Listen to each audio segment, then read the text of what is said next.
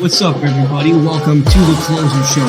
This shit right here is staying right here all year. But this shouldn't be stressful at all. I want that 2,500 just because he wouldn't give it to me. G's private stock lead, motherfuckers. Let's go.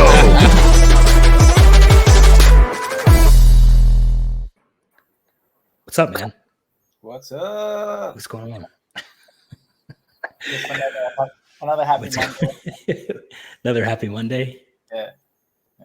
Juan just got back from a soccer match. His daughter's a state champion?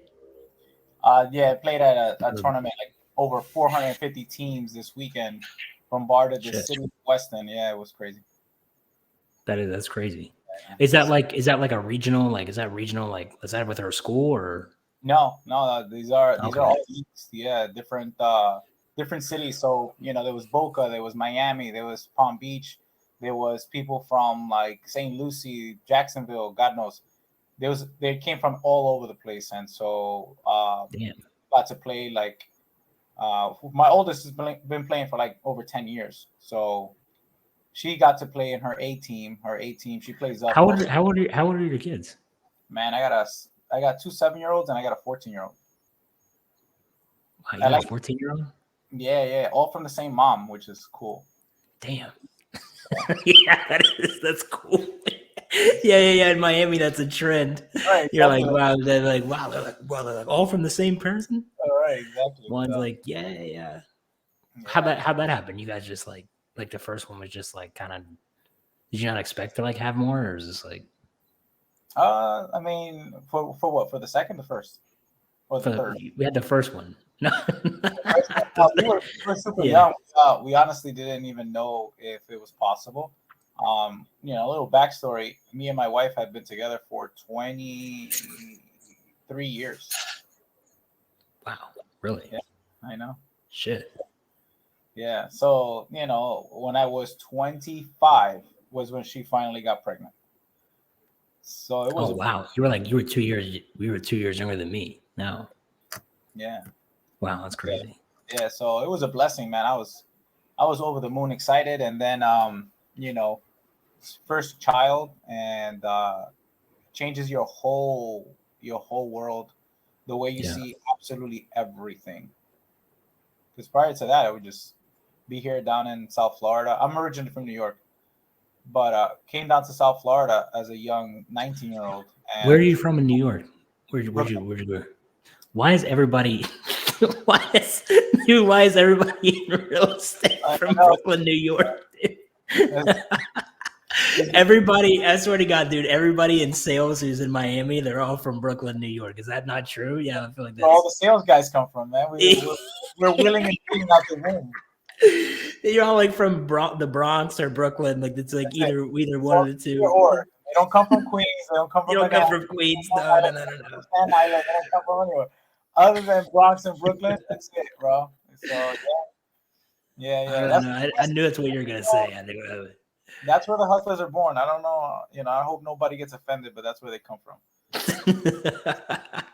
Is that just like culture? That's just life. And then you all end up in the same place. You all end up in Miami. Yeah. So it was cool. I mean, I came down here super young, just understanding that I was going to do something, pretty large in life. God knows. At that time, I had no idea. But yeah, I mean, first kid at 25, and man, that was something else. I bet. That was something else. But yeah, it's the best thing that could have happened to me. I tell her to this day, like, you are my pride and joy. She's a teenager now, obviously, and so it's crazy. She like your best friend, you would say, like in a lot of ways. I mean, I have a great love for that kid, more so than people can even imagine. But they're teenagers, so they kind of fall in and out of friendship with parents. That's something that I kind of struggle with because I was super duper close to her, and they have different agendas, different priorities, but deep down inside, we have a really strong bond, and I'm happy for that. We got sports. Yeah, that's true. I don't have any boys. They're all girls. Why is that? Like when you feel like you see a dad, you see dads like don't have a boy. Like one of the girls always plays sports, or like multiple of the girls all play sports. And she is like mega athletic. Like that's crazy. Incredible. Yeah, and she can play anything other than basketball. She sucks at basketball. Were you athletic? Huh? Were you athletic in high school? No, I mean I played baseball. Oh, you did good. Really? Yeah, I didn't play anything like what's it called, like soccer or anything like that. Like organized sports. It was more street. You know, I played football. I played a little bit of basketball. I kind of sucked at that, and baseball, of course. That just comes, you know, naturally. That's from the culture. That's from the culture also. So you grab a stick and a wiffle ball, and you just go out there and do whatever you got to do. We're really off to a great start with this podcast. Like we hit on touched on we started off with some stories about having kids early, some just casual racism thrown in there. You know, we're off to a great start. You know what I mean? We're off to a great start. Yeah, man. I mean, shit. I don't feel like I need a boy, right? Like, say, oh, you don't miss. No, you wouldn't have a boy. You wouldn't have. Now I'm straight. I'm good. Really, you don't feel like you're just like, yeah, I'm good. No, and then all three of them play sports, so I'm not really missing out on anything. You know what's crazy is like I'm all my friends who I know who are like very like masculine guys, like very like stronger, like higher testosterone guys, like especially like bodybuilders and stuff. Like every bodybuilder I know, and like athlete, a guy, they all have like girls. None of them have boys.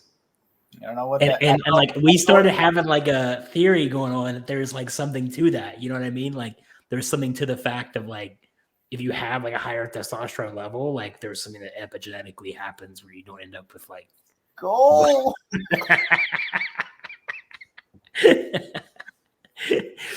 So I was starting like man, like I was like that's kind of interesting, but it is. That is. I never. I always wanted a girl though. I've always wanted a girl, so I never really like. I don't know why. Bro, it's the best. Yeah, it's the best. I mean, I couldn't tell you otherwise, but you know, you just get a lot of unconditional love, right? And so you always feel needed, right? So that's good for my ego. You know, come home and it's just like all love from all four of the women that live here. You know what I'm saying? That's true. That's true. I can see that. Yeah, I have an abundance of love and respect. Yeah, I feel like when you have a son as a guy, like you could be like really close, but like it's still not the same as like probably like what he'll be with like his mom. You know what I mean? Like the mom and the son like always share like a stronger bond to some degree. Right. Versus like the same thing of like the father and the daughter always share like some type of like stronger bond. Like the mom and the daughter can always have a great relationship regardless, but it's like, yeah. And plus I'm grateful because they keep me on my toes, man. Like they allow me to really sharpen that sales tool of mine. I'm always selling, like I'm always trying to negotiate, always trying to figure shit out. Salesman, you know, problem solve. Salesman at heart, man. We're salesmen at heart. That's what my friend always tells me. He's like, dude, you're a salesman at heart, because I just naturally will just plug certain things into conversations. Just like, I don't even pay attention when I do it. Like, I don't even know I'm even saying it. I'm just like talking, you know what I mean? It comes natural. Literally it comes natural. And then, you know, since I do it all day and night, like that. I mean, I live in this world of consistent and constant sales, right? So anywhere that I go, the moment I wake up to the moment I go to sleep, I feel like I'm at a sales job.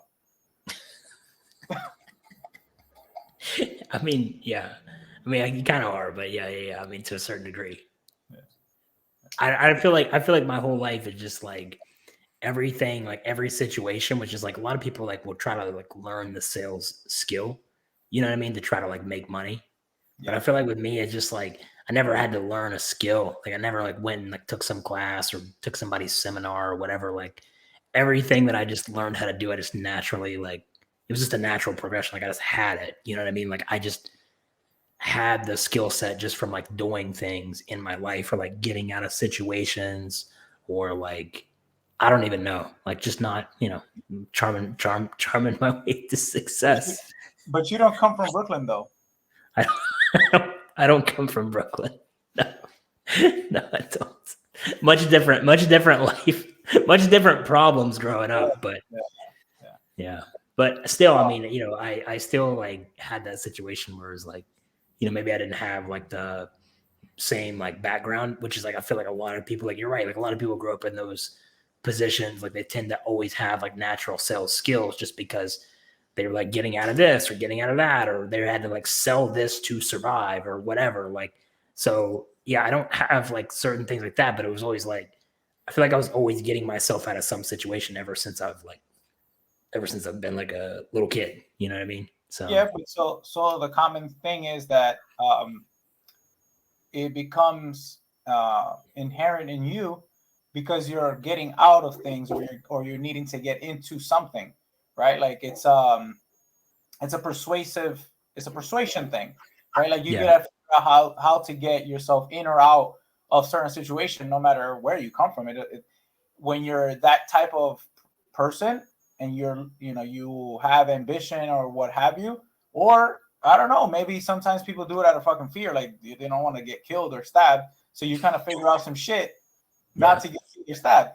Point is, the persuasion thing. You gotta. Some of us are really born with that gift, which I'm so like blessed that was the gift. Yeah. I mean, I would have taken like 6'1", also like, I could jump 6 inches in the air. Like if God if God wanted to take any part of it back and give me something else, like I would take that too. No, but you know why? Look, the reality is like, what is the percentage of 6'5", 200 right pound can jump high to get into like major stuff, like major that's league. true. Yeah. I'd rather have the sales thing because sales, I can do it. I can be short and fat. I could be buff. I could be handsome. I could be ugly. And I can still make tons of money. You know what I mean?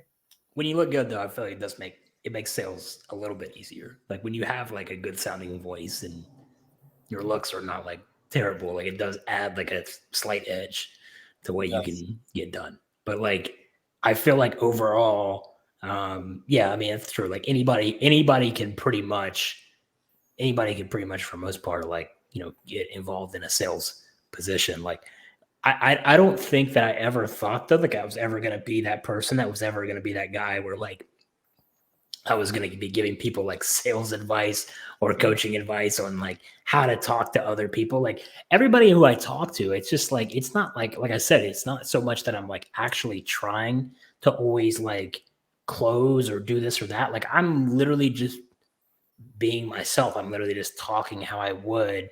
So it kind of like sometimes like, dude, I remember I used to get like kind of scared about those things because I'd be like, am I naturally just a manipulative person? Like I used to think about that in my mind. Like, is the reason that I can get people to do whatever I want for the most part? Like I always say, it's not that I actually like purposely like take you from point A to point B, and I don't have any like skills or like certain like words, right? Like I don't have any words where I can be like, I say this to get this result. But what I do say is like, if you talk to me and you're in my like vicinity like long enough, eventually you'll end up like doing what I want you to do. Like that's just how it is. Like I can't explain how that works, but it's just like it's just natural, and yeah, it doesn't have to be like and not nothing against any car salespeople, but it doesn't have to be car salesy, right? Yeah, it doesn't have to be pushy. Like direct TV is what I always call it.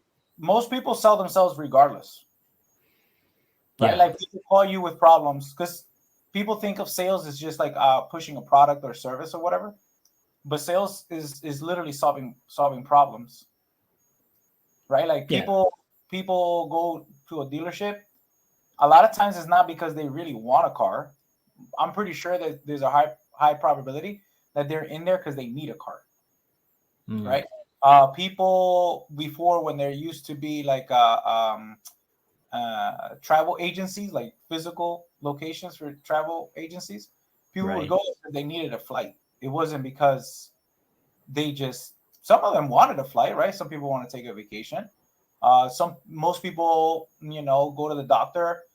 A lot of times is because they might be sick. It's not really because they want to be there. And so all you're doing is really diagnosing the problem. Some people call you and they're like, oh, I have such and such problem. I'm not a therapist, but we are in a sense, right? Because we're good at listening very, very well. And then if you know how to do this, well, then just asking the right questions back and allow them to really solve their own problem. You're just there to listen, ask them really good questions. 9 times out of 10, they solve their own problems. They tell you how they want to be sold. Oh, have you thought of X, Y, and Z? I heard you mention, you wanted to go to Alaska, but did you think of, maybe just going to LA and then LA to Alaska? Oh shit, I didn't think about that. Right. It's natural. Like, it just, for us is natural. But why? Because we're good. We're probably really, really good listeners, and we have experience, and then we just know how to ask the right questions. So it doesn't have to be anything pushy. You know what I'm saying? And I think that's why that happens whenever you say, like, hey, I'm always naturally just guide people to where I want them to go.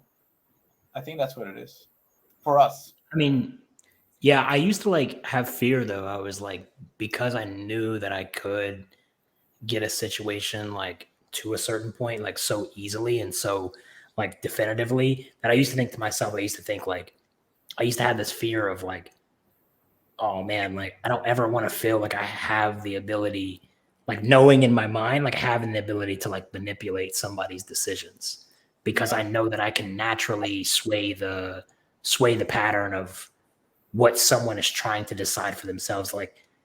And sometimes like I'll just catch myself just like naturally doing things that I would do in a call or in business or whatever. I'll catch myself like just naturally doing things, like a natural progression of me, like doing this to get this result or doing this to say this to get this result. And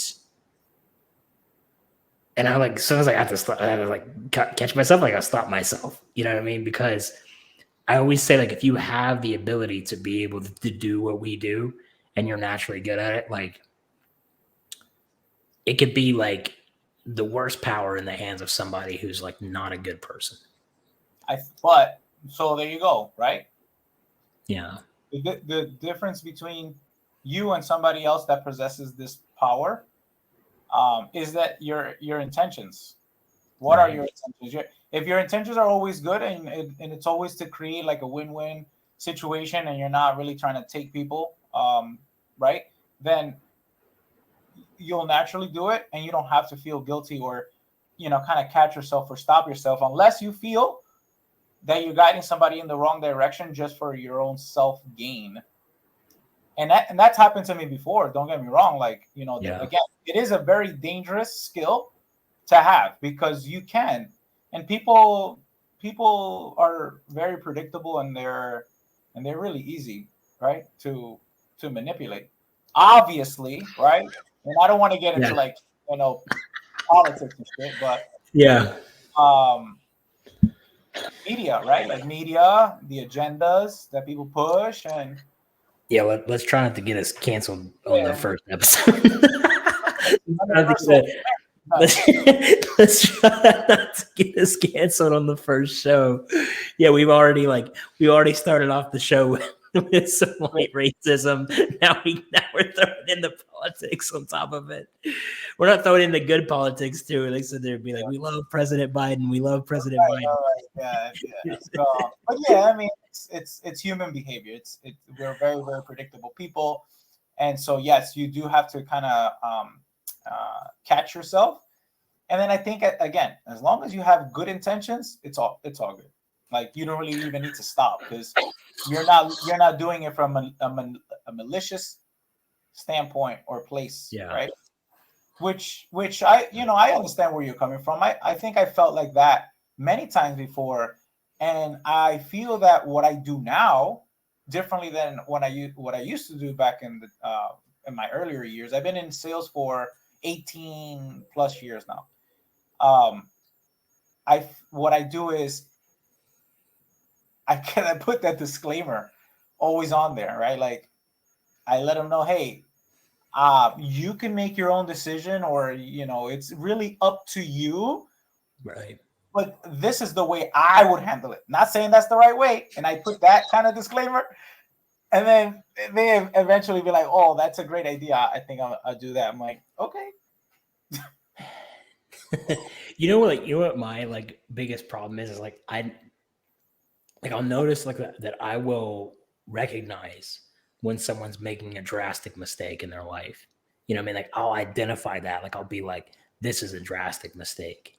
Like this person does this, like they're like, but sometimes like if you try, like, cause like I have to like sometimes catch myself and remember like everybody has a choice, right? And if you sit there and you try to manipulate this situation, even though you think that you know what's best for them, and even though it might be the best choice of action for them down the road, you have to let people come to terms with things on their own end, especially if it's something that's like not business related, right? Like I feel like if it's business related, like you can use the term of like, I'm doing this because I need this outcome for the business. So I'm going to try to create this solution. If they continuously deny me, then that's one thing, but I won't like rest until I try to create this situation. Right. But I feel like in your personal life, you have to be careful because I know that I can, or like other people who are in sales or whatever can too, is like, if you're really crafty with your words, if you're really skilled with the things that you can say, like, that you can give one situation, right? Like you can create these kind of like moving points on the board where you're like, I know if I do this, this person will do this. Like this is like it's a chess thing, right? Like you almost like work life the way that you can work a chess on the board. And if you're really good at what you do, and I know that like I can literally be so good in a conversation that I know like exactly what to do, exactly what to say, so that like you think that you walk away in this situation and that's the end of it. But I know deep down that if I make this move on the board, eventually this piece is going to come forward, and then I'm thinking 2 or 3 moves ahead.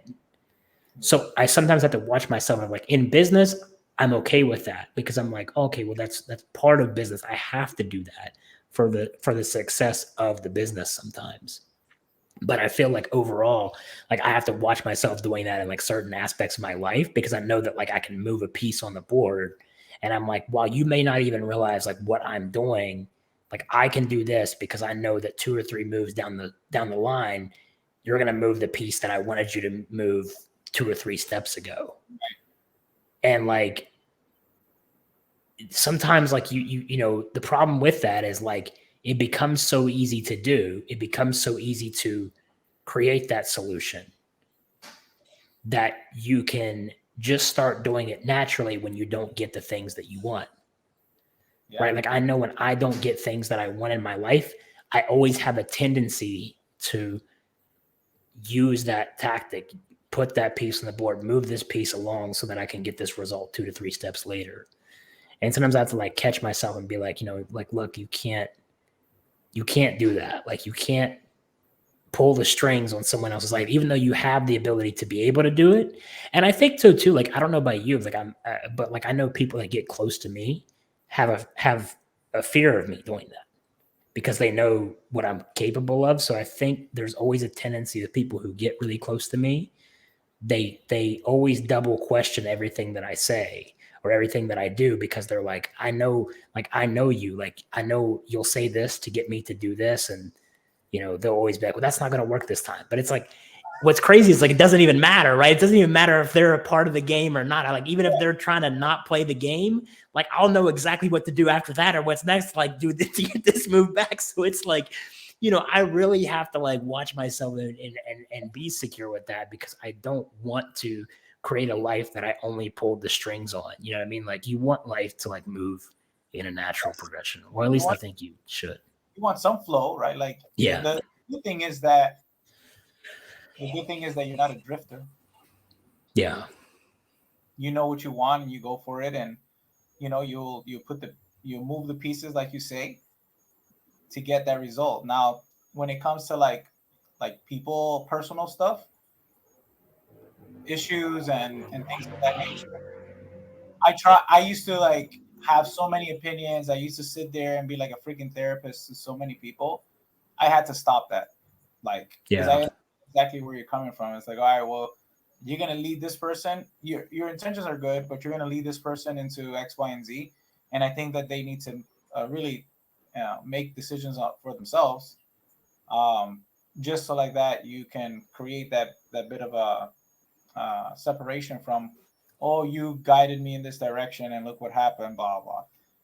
And it's also fucking draining. It is so draining to deal with that type of environment. And so I don't really mess with that kind of stuff. I don't even entertain it anymore. I spent a couple years in like self-development because I didn't come from that space of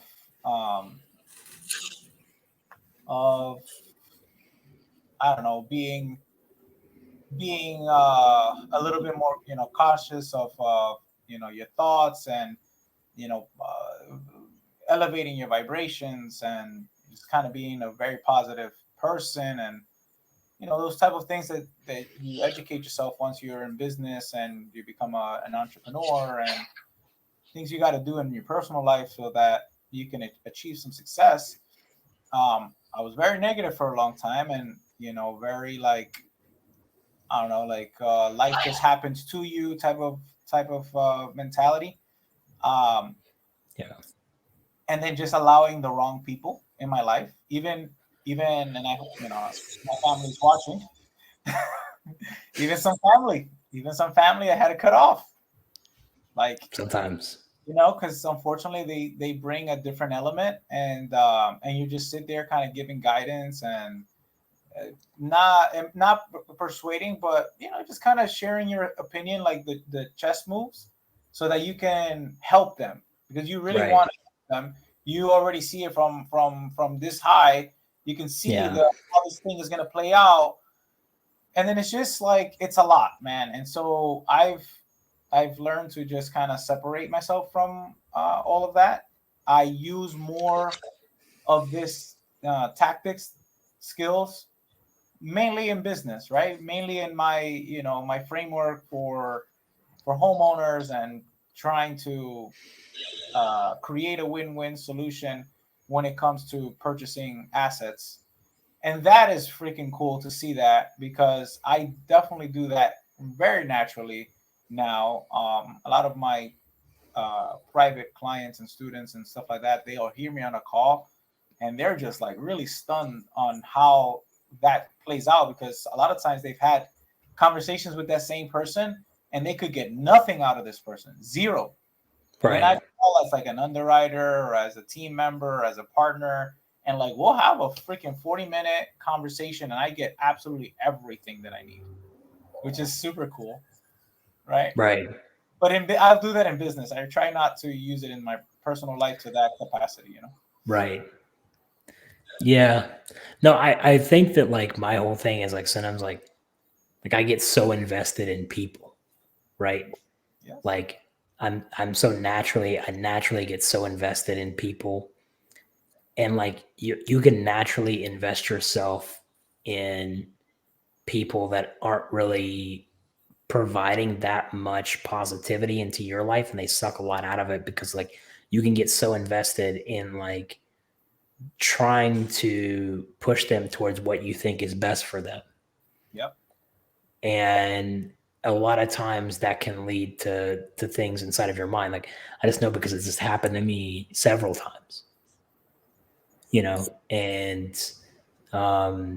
it's just, it can definitely be like, if you understand, like you said, if you understand the game, like I feel like that was a good way to put it, because like a lot of people don't even know what you mean by that, like what you're talking about at that point. But like, I know, because I've seen it, because it's almost like you said, like you can see all the moves before they happen, and you feel like you can try to guide their pieces to try to make them make the right moves.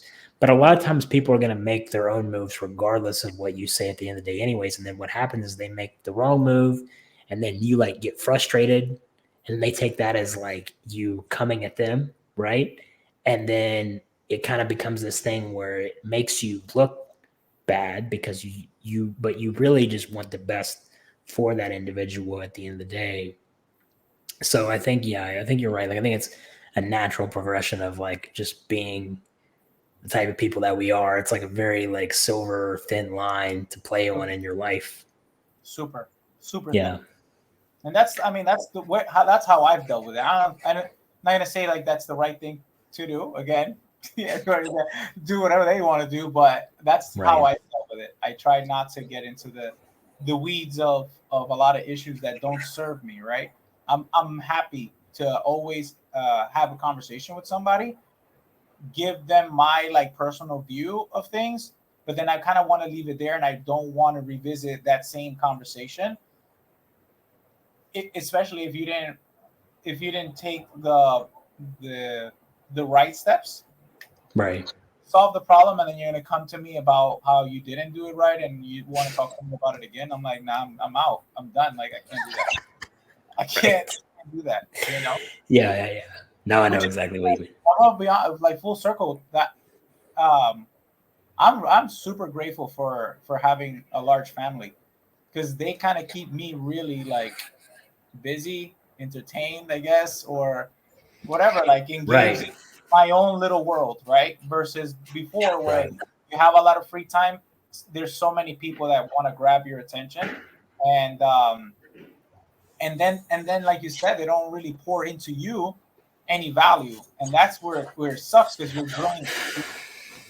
It happens to me in sales too. Like it, a lot of times I do get really invested with the folks that I'm doing a transaction with. It is a transaction, but unfortunately, it is not a quick transaction, right? Yeah. Sometimes like I was looking at a particular deal that we closed on 3 weeks ago now, and it was 83 days to close that deal and close that chapter of that lady's life, that seller's life. That's crazy. The entire family, because there was a lot of people involved. It was 83 days. And so for 83 days, you're in their world. For sure. No, yeah, I had a situation like that where there was a lady who like her mom had just died from brain cancer. She had been through bankruptcy twice. Like she had all these things. Like we were literally almost fucking negative on the deal, right? And we couldn't like short sell this thing. We couldn't do any of this shit. Like at this point, the bank was like, nah, like we're like foreclosing on this house. Like she's done. Like she's like out of the game. Like, so we literally like had to go buy this house cash.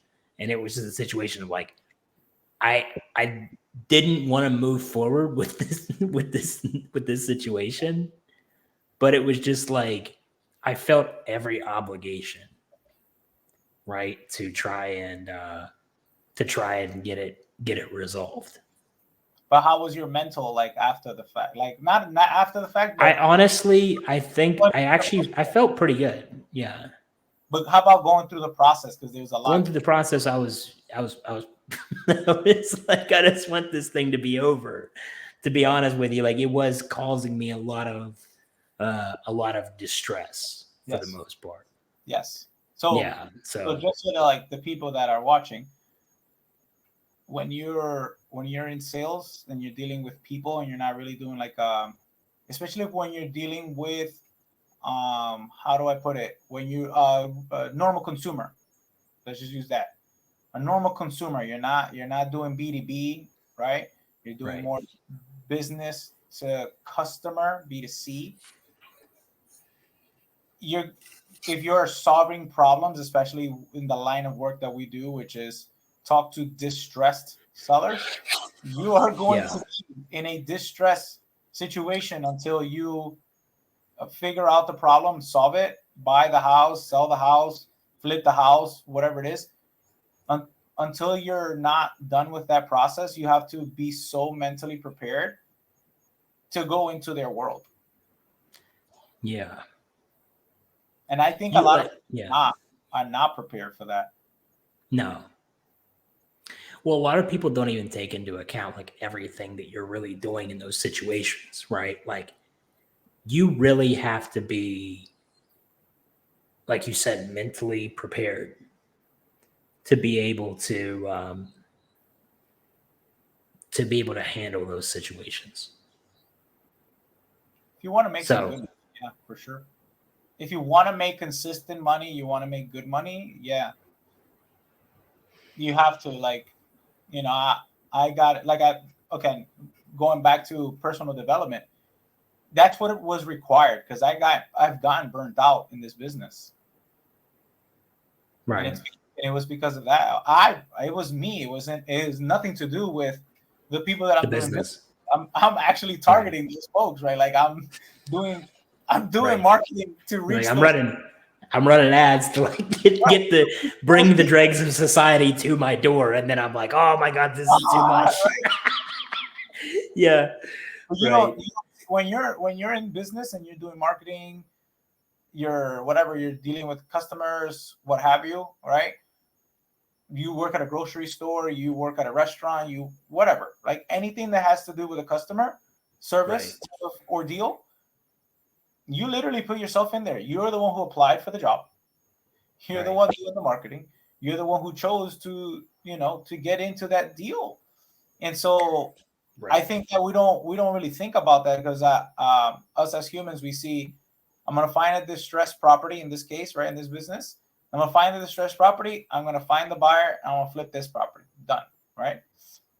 That's all we're looking at. But the stuff in between is what we don't understand that is what's really required, like mental capacity that is required, especially when you're going to do 2, 3, 4, 5, 10 deals a month.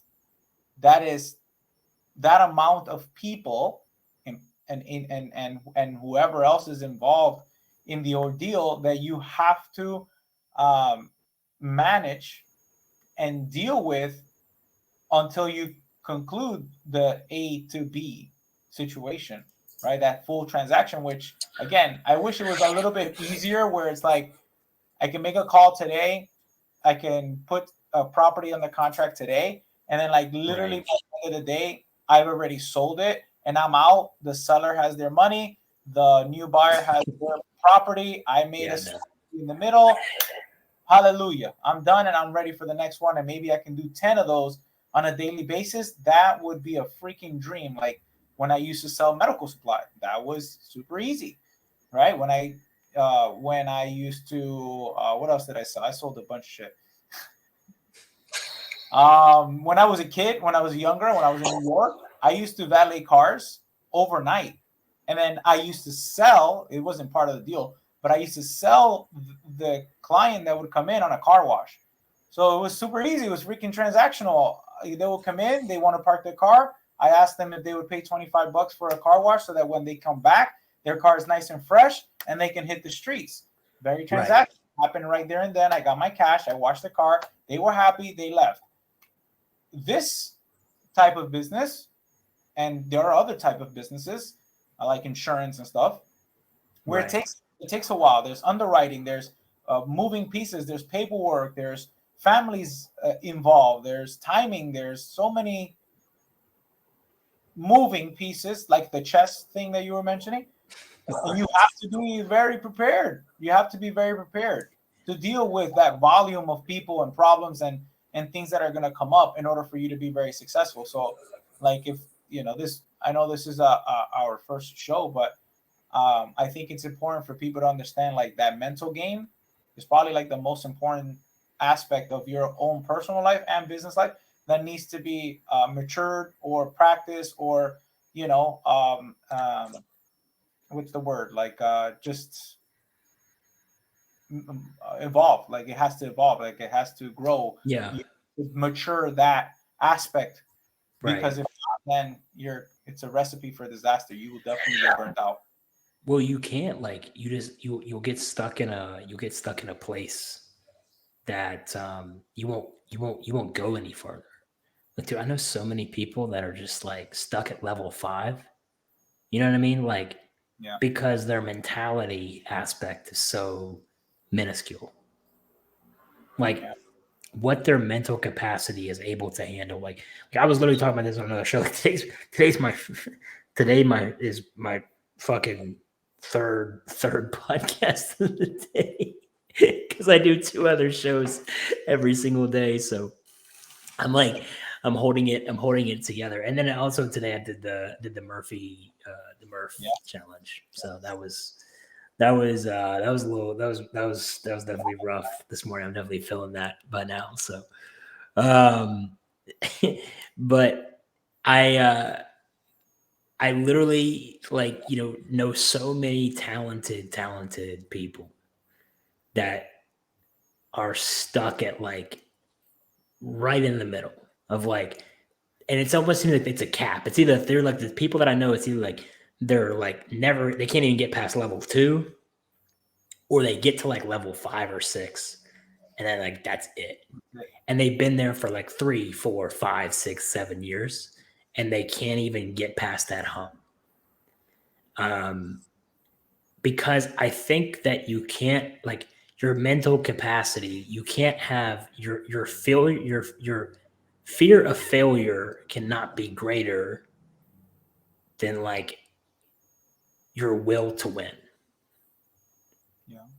Like you can't have a fear of failure that's so much higher than that. Like, oh, I just want to win so fucking bad. Like, dude, it's super hard for people to compete against me simply because of the fact that like I'll just do shit. Like I'll just keep plugging along, and like it's like I believe that my potential is unlimited. Right. And I know so many fucking people that like they get into this space where it's just like they have gotten to a point where like they can't get any farther because their fear of like, oh man, if I do this, like, or if I get up on stage or I do this or I talk over here, I do this, like, what if people think this XYZ, right? Yeah. Like, dude, like what we're doing like right now, right? Like I know some people that could literally do this and like talk about all this shit, but at the same time, like they won't because they're just like, what if I go over in this situation and get it to a point where people are making fun of me, or what if I say this, or what if I say something stupid? I can't do this, blah blah blah blah. Yeah. It's So mostly it's just us. like, yeah, It's mostly us. It's like it's this whole thing called life. This whole thing called life is all mental. yeah, well, everything's mental. The whole thing. And that's why one of Well, the yeah, reasons. you're right. Because people who do that, like it carries over into other aspects of their life too. Like if you see somebody in business that can't get past level 5, like they're always like stuck at like level 5 in their life too. Like they'll even shut channels off in their life to where they can't get over that hump because they're just like, I'm stuck at, they're like, I'm super comfortable where I'm at. Like, I'm not necessarily happy. Like, there's things that I want that are over this leap, right? There's things that I desire that are over this hump, but it's like, that may take a chance because if I go over this hump, I risk the chance of losing everything that I've built up to get to this point. So therefore, I'm not going to do it because even though the stuff that I really want is over this hill, potential things that I really fear are also over that hill. So therefore, I'm not going to do it. There's so many things that we can peel back on this onion. I'll be honest with you. We could do another show. We could do an entire show on this, right? We're going to do another show on this. I'll be honest with you. Like, this is probably one of my favorite topics is the mindset thing because, I like I mentioned earlier, I don't come from, a high frequency, high level, you sky's the limit upbringing. Like, that's not where I come from, right? Like, it was a very limited thinking upbringing that I had. You can't make this much because then you'll lose this. You can't do this because then you risk that. And it's just like, you can't, right? This is where it's at. Like, you should be content with this. Don't be this, ambitious, whatever. Don't be so money hungry. Don't be so greedy. Don't be so going after this. So stop thinking. And it's like all these limiting things. So we can go on and on. Point is, I don't come from someone or mentorship or people that expressed or showed or I saw that they could and they have. And so, we all face that like as humans, and it's us. Some people reach a level of success, that level 5, as you call it, and they're comfortable there because they don't want to F it up. They feel that if they take a risk on doing X, Y, and Z now, their main bread and butter or their success may be damaged. So why fix something that's not broken kind of mentality? So I can't get to level 6, 7, and 8, or I just choose not to, just because I'm really comfortable, like you said, in this space right here, because I feel like I've made it. And if the next level opens up, then great. But if not, then I'm happy here. I'm not going to push the envelope any further. I know people that are like smarter than me, like way smarter than me, that can't even they even have like years on me, and they're still stuck at like below me because they can't even like allow themselves. I'm thinking like, fuck, like I'm so fucking glad you guys haven't figured it out yet. Because if you guys figured it out, like shit, like I'd be in fucking trouble, right? Like I'm over here, like, in bodybuilding terms, I'm over here like Kevin Levrone and Flex Wheeler. I'm over here looking at Ronnie Coleman, on the line. I'm thinking, damn, like I don't know what they're missing with this guy. But if they ever take around and take an extra look at him, I'm fucked forever. I'm done. I'm not ever winning again. So I'm like, I really, sometimes I'm like, man, like I have a few people that I know who I'm like, I talk to them and I'm like, damn, like they're so sharp. And when I put them in situations, when I put them in rooms, they're just like, boom.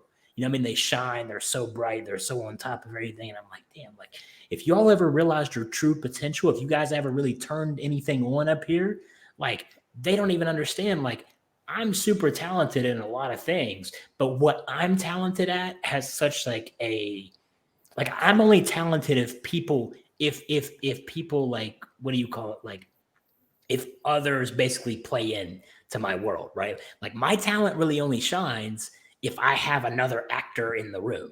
Right. If I only kind of can create the play, like I'm like the director, right? Like a super talented director. Like you can have the world's most talented, most craziest director ever. But if he doesn't have the right actors, if he doesn't have the right people who can put his vision on the board in the right way that he wants it, then he can't create that masterpiece of a movie. Right. Yeah, I agree. So I feel like that's me to a certain extent. And I know some people but you can have a really talented actor who can also be a really talented director. And so for me, it's like, or you could say it's a sense of like, you could have one really great actor in a role, but he has to have that other actor that coincides with his part to really make it a whole piece. Right. So, I think like my life is like, I'm super talented at a few things, but my talent only really shines if I have people playing into the other side of the coin. Whereas like I know people that literally that could just take their one thing and just roll on it so much faster than so many people that I know. But they leave themselves like, I'm not even worried about them.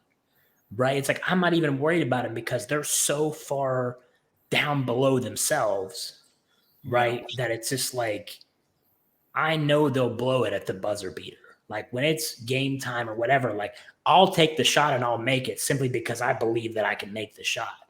Yeah. But down the stretch, I don't even worry about you coming back once I'm ahead, because I know that like when it really boils down to it, your mindset is going to beat you at the end of the day. I don't even have to worry about it. It's true. Right. So it's like, I'm totally good with them not realizing their potential or like not figuring it out, because I'm like, man, like you guys make me look really good, because if you guys ever figure this shit out, people be like, oh man, like Dan's not that special. You know what I mean? He's just a guy who can talk. You know what I mean? He's not really that. There's not really much more moving on past that. I coach a lot of people throughout the United States of America, and maybe we should have opened with like, introducing ourselves. Then I guess we'll do that on the next show. But I get to coach people across the country, right? And there are folks with different strengths. Like I meet a lot of people, operators in the space of, real estate investing, that have great credit. They have a lot of money, right? But they are like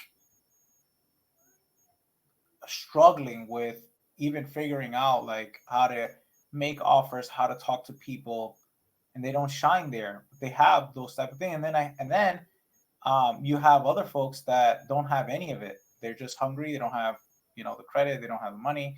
They're very limited on their marketing. But man, they will jump on a phone. They'll take action like there's nobody's business. And then I've seen people that the ones that just take freaking massive action. They don't even know how to do it. See a lot of success because they're just taking action. They're just moving, like you said. Like I'll just make the move. I hope that this other person that has these resources doesn't figure it out because they'll probably blow right by me. But I'm glad they have that level of fear because I can get so much further faster than they can, right? And that's Right. And I think that's just part of the world that we live in and the opportunities that we have, right? So for those that are watching, like whatever freaking talent you have, whatever God-given gift you were blessed with, literally take action on that because that is going to catapult you to completely different levels. Don't wait until you've completely mastered some kind of topic or business or every intricate moving piece of whatever transaction before you go ahead and make your first move, because Right. you're going to be stuck at that level 1, level 2 for a very freaking long time. Yeah. While that person that doesn't know anything about anything just is so hungry and is just willing to make mistakes, fail forward, take the action, mess it up completely, be vulnerable and reach out and like just leave ego, behind and take this action, that person's going to go blow right by you. Right. Blow right by you. And I've seen it time and time again. And I'm like, man, that is just so impressive. And I know people do it all the time. Like you look at somebody, you look at whomever, right? Like that's extremely successful. There's a bunch of stuff on social media, right? And you're like, really, that person? Like, what? That doesn't even make sense to me. Like, Yeah. private jets and the cars and the thing. Maybe some of it is fake. Some of it is who cares, right? Right. Some of it has to be real to some extent.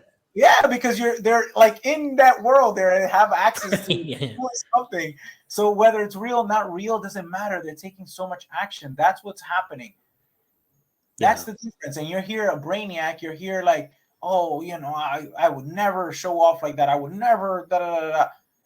Well, they're taking action. They're living the life that you want to live, but because you're fearful of, taking action, you're trying to perfect everything. You're waiting until you have good credit. You're waiting until you have cash. You're waiting until you take this course. You're waiting to take the freaking course, what have you, before you take action. Well, man, you're going to stay at level 1 and 2 forever. That's perfect. That's true. So true. Let's you want to answer some questions? Yeah, we have them. Let's go. Yeah. We got a bunch of them. Cool. We'll try to get to I can't see it on my side. Sorry. We can try to get to as many as we can. Yeah. Let's see. I can't really Yeah, go for it. I'll read them out. There we go. All right. What are the identifying factors of a tire kicker? He asked that question because he's a guy who listens to my calls on a daily basis, and I have my phrase that I use like to identify people that are like just kind of just like I'm curious. A tire kicker. No, you know I know what that kicker is, but what is it that you? What's my identifying factors of a tire kicker? Yeah. So I said that, it's really just like someone who just like, they're just kind of like just hanging around. Like they kind of put in some input, but it's not really ever valuable. They'll constantly say things that are like not necessarily negative, but very neutral. They're not necessarily positive. They just make kind of blanketed statements that don't really add anything to either side. Right. And then when you kind of try to give them like a little like handout or try to give them some advice or this and that, they'll just turn around and throw out a reason as to why they can't take that and implement it into an action. Right. But then every time somebody has something to say, they kind of always have some type of like remark about whatever somebody said. Again, not necessarily negative or positive, just something that's just like neutral. You know what I mean? It's kind of like slightly on the negative side, kind of maybe, but like neutral. And a lot of times, like I always say, I was kind of compare a tire kicker to like the character Eeyore. Eeyore, like the 100-acre wood. I was telling, because I have all these young guys that work for me, and I was like trying to say that, like, I got this kid's like 18, he works for me. I was like talking about something about Eeyore, and he was like, who the fuck is Eeyore? You know what I mean? I was like, dude, come on, like that's like I know that cartoon's been out. Like everybody knows fucking the 100-acre wood, man. Everybody knows Winnie the Pooh. No, that's how you know you're getting old, dude. Sorry. Damn it. Sorry. Yeah, but no, that's a good definition. I mean, a tire kicker to me is just somebody that cannot make a decision. That's it.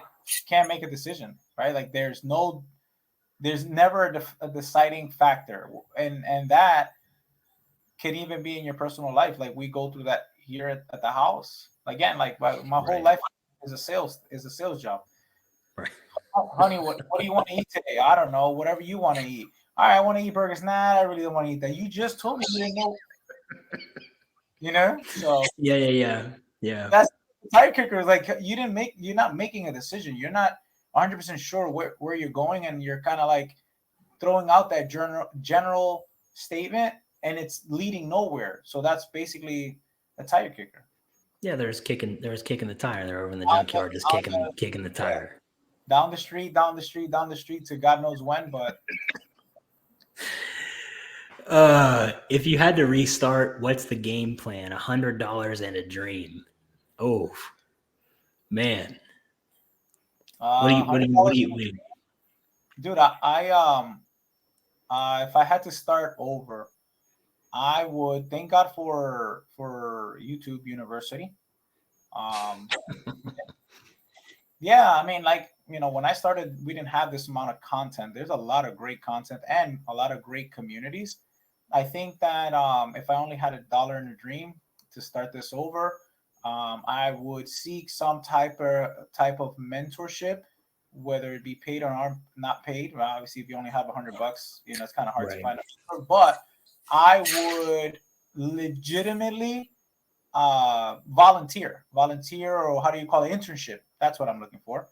Internship, wherever it is that I feel is going to get me to where I want to be. So let's just say, to kind of keep it related to REI, or real estate investing, I would work for free with a real estate investment company and kind of learn the ropes doing it that way versus just trying to go get my own deal, because you don't know what you don't know. I would much rather work under somebody that has that expertise. You bring value because, number one, you're not charging this operator for their seat, right? Because there is resources that are being deployed by these companies. And then you get to learn, right? You get to learn the right way, the right steps. So like that, if you decided to now make some good money in this whatever field you're looking to venture in, well, now you know the ABCs and the 1, 2, 3s. So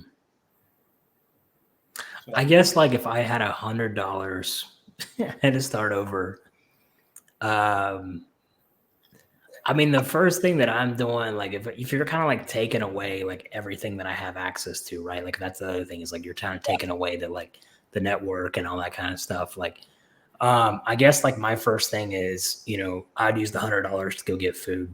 That's the first thing I'm doing, like using the $100 for food supply to make sure that like I have enough food to eat consistently.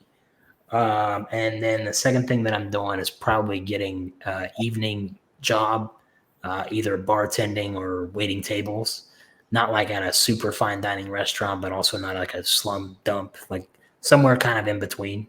You know what I mean? And that's probably what I'm going to do to start off with. I like that plan. Yeah. And then like I'll probably personally train during the day. So during the daytime from like, However how many hours I have in the day, that gives me access to like, a gym. It gives me access to like getting my mind to like, it allows me to keep myself fit. It allows myself to have access to something I can't really afford just yet at that time. And then also it gives me access to people that may have a little bit of money, okay, that I can talk to on a daily basis. Plus I can go wait tables and I talk to more people that may have a little bit of money, go make some more connections. And then at the same time, I'm sitting there collecting a paycheck, every day when I train somebody in the day, and then every 2 weeks from my job at, waiting tables. And if I'm bartending and waiting tables, obviously I'm getting tips, what I mean? So it's like every single night I'm kind of making money, off that job. So I'd probably do that until like I kind of saved up enough money to kind of just like live at a very basic spot, live very affordably, what I mean, until I felt like I had enough money to kind of invest into some systems, probably for real estate wholesaling, probably. And then, I'd only need I'd maybe try to get to like 5,000 in savings. Use that to kind of invest into some real estate wholesaling, do 1 or 2 decent deals to kind of take my bank account from a very basic level to the next level, but still personally training when I can, still waiting tables when I can. Doing either SMS or PPC for marketing so I can save myself more time. And then, probably from there, and then I just keep taking it up, right? Like doing that, invest in a couple things once I got myself into a really good position. This kind of where I think that's the easiest, fastest way to do it within a year. Like I think you could get to a pretty solid point within a year doing it that way. But you have to be strong. Oh yeah, I guess. I don't know who's asking the question, but you just got to be mentally prepared to put in like really long hours. The whole volunteer thing, or rather, what's it called? The whole printership type of ordeal. A lot of times they'll hire you, and now you're making money within the field that you're looking to learn. So that's true too. Yeah, that's a good point. But then you don't have to kill yourself bartending. I love bartending. I used to bartend. I used to do so many things. We're gonna talk about so much. I used to bartend too. Obviously, because I was in the food business, so I'm the restaurant business. So I've done everything in the restaurant business. I've done a lot of things. So we'll talk about that. But yeah, I mean, like if I could just do it over, I'm a big fan of the book, The One Thing by Gary Keller. So if I had $100, I'd probably go get that book. Go buy the book.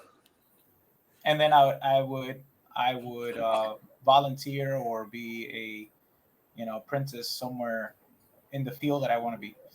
That's probably what I would do. But that's pretty smart. No, I get that. That's a good way to think about it too. What are the key factors to setting up a business system? Wow. That's a lot. That's a really loaded question. Loaded.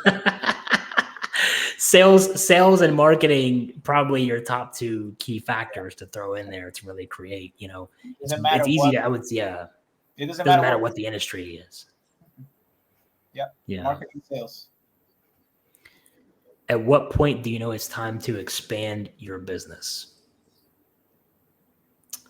I feel like when you reach a cap, right? Like when you reach a cap of time and you no longer can make more money because of the bandwidth of time.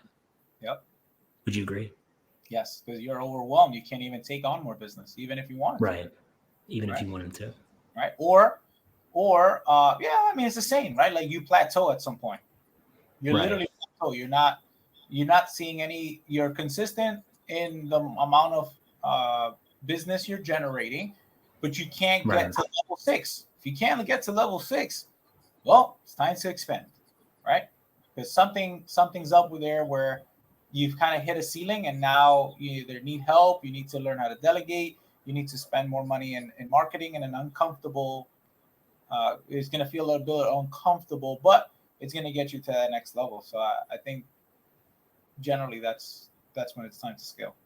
And very important, which one of my mentors taught me this years ago. You have enough cash reserves in both your personal and your business that you can survive a minimum of 6 months. Wow. Yeah, I could see that. Yeah, I don't think that's a bad decision. Huge. A lot of people get into the businesses. The first check that they get, right? Like they want to hire somebody. They want to buy a new machine. They want to get the buy a new Rolex. Do whatever. Like they just want to do those type of things, and that's not necessarily the right way of doing things. Just because you may in that expansion, right? Expanding too soon, scaling too soon, it may scale you back, and now you got to fire that new hire or stop that type of marketing or sell the machine that you bought that you thought was going to make you more money, but because you didn't have enough cash, you didn't know what was going to happen, right? It didn't allow you to scale, accordingly. And so I would say for sure to have a 6-month personal and business cash reserve before you go ahead and scale. Who can bench more? I don't know. We really don't know. I can tell you Dan can. I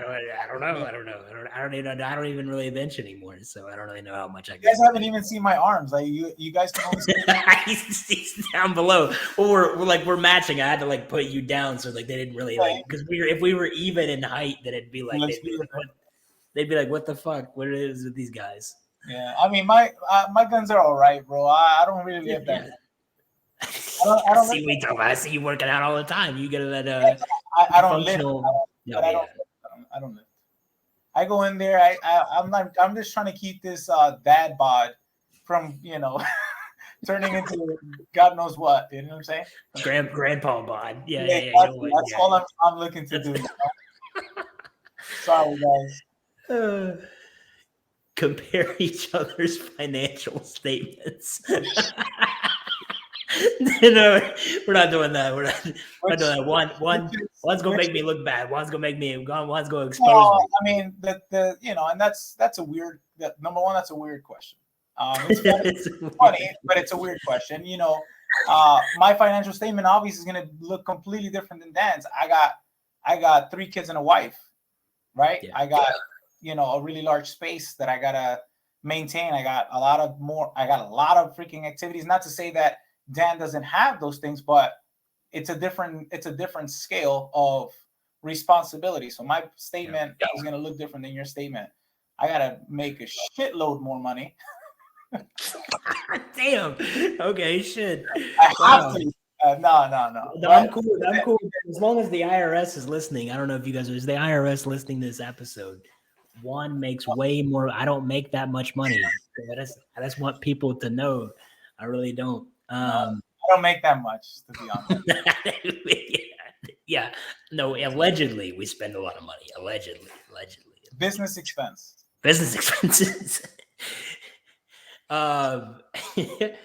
Does money equal happiness? Yes. Yeah. Why? Fuck what anybody says. Man, I was watching The Wolf of Wall Street last night again. Love that freaking movie. It definitely brings happiness. Absolutely. There's no way my wife is not going to be happy when it's summertime and the kids are driving her bananas and I can't take her or the kids on vacation or can pay for the $369 a week per kid for fucking summer camp a week for the next 2 months. Yeah. Damn. If I can't do that, she's not going to be happy. Right? Yeah. So money definitely brings happiness. It's just some people abuse it. Some people mistreat it. Right? Some people don't have respect for it. And so they end up in an unhappy situation because they mismanaged or mistreated it. Right? But definitely freaking money brings happiness. There's no way that my wife, my kids, are not going to have a smile on their face when we'll go to whatever, Turks and Caicos for their birthday, or we take them to Disney, or whatever. Like whatever comes up that they need, or heck, it could be something as simple as they wanted some brand new cleats, right? Like without the laces and this new model. And I get that for them. It's not that they're materialistic, but they're kids. They don't know any better. They want that. And as soon as I get that, there's happiness. Fantastic. Right. I have my goodies that I like, right? Like I like Rolex, I like Porsches and stuff like that. And that really brings me joy. Like it is not being shallow, it's not being materialistic. I like it. It makes me happy. I need money in order to do it. I'm not gonna go, lift it. So yes, money definitely brings you happiness. Yeah, I mean, I think to like a certain, I think to like a certain degree, right? Like a certain level of money will provide you a better life that will be more like fulfilling. Yeah. Like you can do more. I do think that there's a certain point that it really doesn't matter how much more money you make. You can't really make yourself happier with money past a certain point. Like I know that like there's a certain like threshold where like it doesn't really matter at this point how much more money I make if I don't have things inside of my life that actually make me happy, that actually have meaning. Then I can't add more money to that equation to now make me happier. Like I think there's a threshold for both, right? Like there's a threshold for both. Like there's a certain amount of like people that you need in your life to add some type of meaning or some type of feeling or some type of emotional factor to really give your life a sense of worth.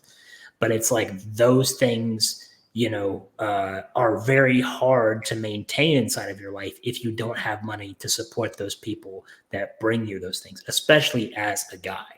Right. Like it's just like I know for me personally, like I grew up with money and I've always had money. So money itself doesn't really mean that much to me.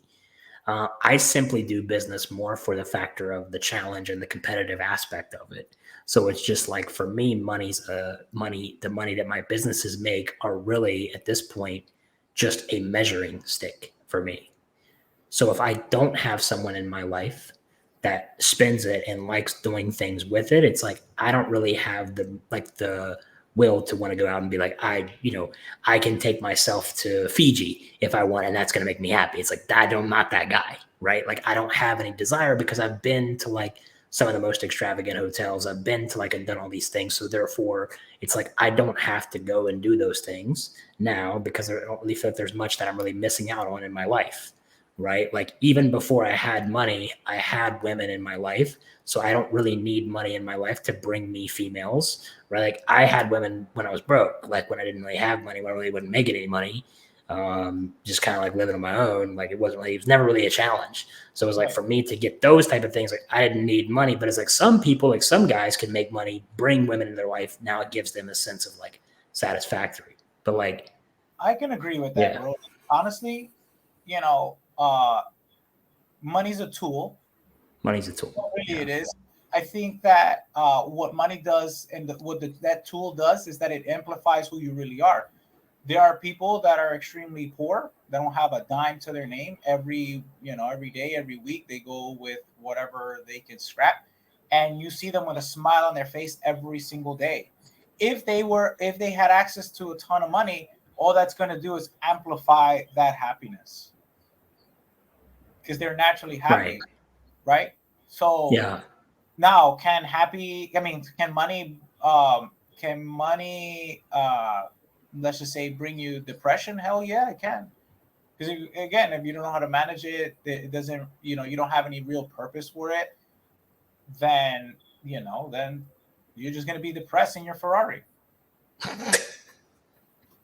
Right.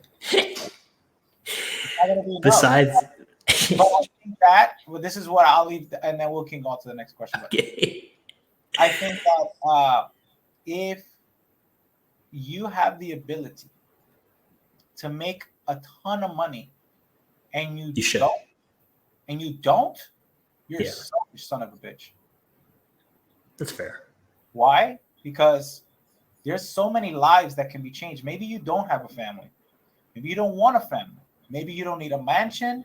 maybe you're good living in a 1-1 studio for the rest of your life, but you have the ability, the capacity to make a ton of it, and that will help so many people around the world, and you don't, you're just a selfish son of a bitch. That's fair. I could agree with that. You can bring other people happiness if you don't want the stuff. That's my thing, right? That's why I make money, is like bring people around me happiness with that. That's my whole drive with it. Cool. That's what I'm saying. Yeah. Cool. Yeah. Besides work ethics and consistency, what has helped you to be the most successful in all aspects of your life? I say for me, like just being like, and I talked about this on my Instagram. If you guys aren't following me, we put our tags in the thing. Make sure you guys give us a follow. But I said this on my Instagram. Like, I made a video. It's like being fucking resilient made me is what's really taken me to heights that other people like when we were just talking about those people that can't get past level 5. Yeah. Right. It's like most of them really aren't resilient too. That's another factor that a lot of them carry. Like they'll get to a point where they'll be like, man, I don't really feel that good today. I'm kind of having a hard day. I think I'm going to take a break. I think I'm going to lay down. I think I'm going to take a nap. I think I'm not going to get up and work today. I don't really feel like working today. It's like, dude, when I get up in the morning, you know how many days that I get up out of 365 days where I'm like, man, I don't really know if I feel like working today, but I always fucking do. Like, that's the difference. It's like, it doesn't really matter how I feel. I will always do the things that have to be done.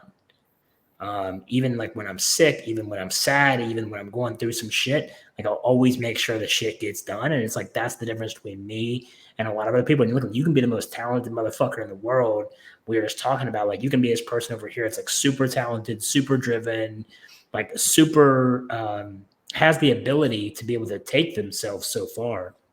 But if you lack resiliency to where like anything can just tip your scale and throw you off, and you also lack the ability to like believe in yourself and push yourself forward past certain things, and you have like fear of failure, fear of risk, those kind of things. If you have all of those traits mixed in together, like success will always have a fucking ceiling. Like it'll have a ceiling that's literally impenetrable if you don't do that. Or no success.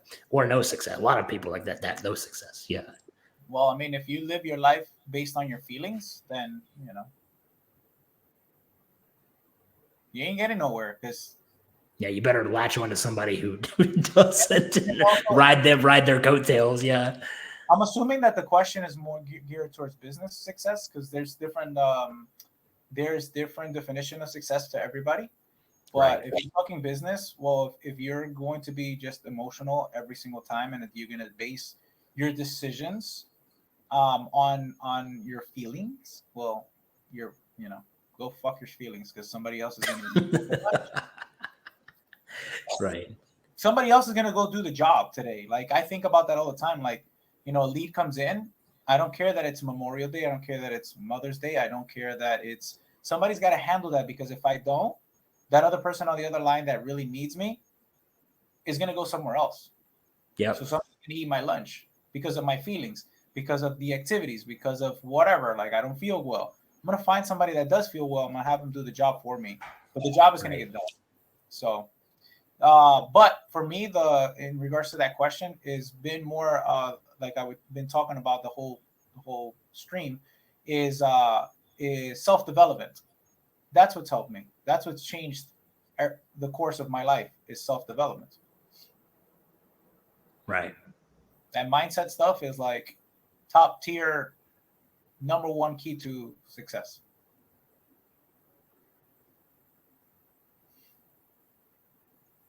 Took me a while, guys, too. Like I didn't get into that until I was like 32, 33 years old.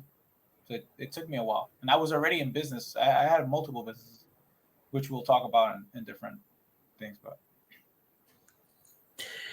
all right, last one here. Do you agree your friends equal your net worth? Is it okay to have friends that don't see eye to eye with you goal-wise or financially wise? I personally would say yes and no. It depends on the individual, the situation, and everything like that. I would say you definitely don't want to associate with people that are going to, dim your light in any way or bring you down, because the problem is with people like that is like, it's not so much about really what they're doing or what they're going to do. It's about the fact that they will never understand what you have to do or what you are doing or what you have to do to achieve what you want to do. So therefore they will just innocently but naturally take action to put roadblocks in your life that will make it harder for you to achieve those things. Whether those are like mental roadblocks or things that they say or whatever. Like, I know people that would be like, they're not necessarily trying to be in a position where they want to knock somebody off their path. They're not necessarily trying to be negative, but because of the fact that they don't understand and they're not there mentally and they're not on your level of where you're trying to go, it will always be difficult for you guys to get to a real level of like relation. So like, I think you can be friends with people who don't necessarily have your same net worth. Like, I think it's more important to have friends around you that share your same mentality and your same drive. It doesn't always matter. Like, your friend doesn't have to have as much money in his bank account as you have in your bank account or whatever. Right? Like, there's completely different situations. Not always. Yeah. It helps. You need a couple. Yeah, you need a couple friends that like match you financially too. But like, they don't always have to be that person that matches you financially. Right. But the most important thing is like, you're not always going to see eye to eye with everybody, like nobody on any situation. But you want to have like at least like an 80% rule. Like, you want to be able to like be like 80% chance they'll understand what the fuck I'm talking about. Like, you got to have friends in your life like that, because life gets really hard. Business gets really hard. Things get really difficult in life. You just want to have people in your life that just simply understand where you're at, just so you can have somebody to talk to that's not going to feel like it's a shutdown. You know what I mean? Like, it's a shutdown situation. Like, you got to have somebody in your life to make sure that they're going to give you some type of support, that they're going to be someone you can come to for some type of advice, just to have somebody to talk to. Like, I have really, really, really good friends of mine. Like, some of them make less than me. That's okay, because they still have the same mentality as me and they still understand what it is that I'm trying to do, and they understand why I'm trying to do it. Yeah. And we can still sit down and have a great conversation and talk. I just feel like you need to have really good people. Yeah. It's not so that saying your network is your net worth is freaking true to like the 10th power, because it's very true. I think that it's a balancing act of making sure that you have the right people that have the right mentality and that are supportive of where you're at and where you're going.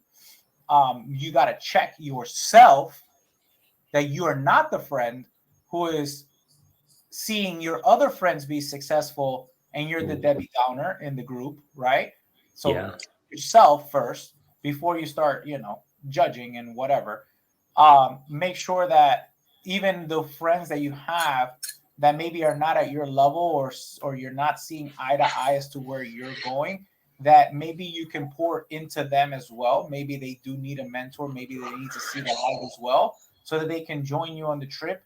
If they do not join you on the trip, you need to kind of do that, maybe like Dan said, a little bit of that 80-20.